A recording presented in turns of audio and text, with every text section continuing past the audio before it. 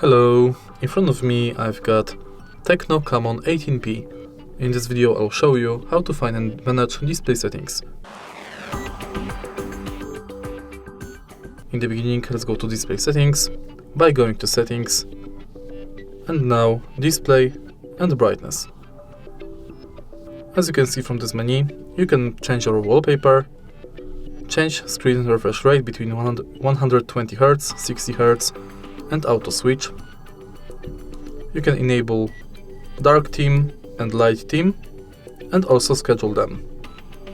Next, you can change brightness level of the display or enable or disable adaptive brightness. Then you can change screen timeout between 15 seconds and 30 minutes. Next, you can enable or disable keep screen on, eye care that you can also adjust and schedule.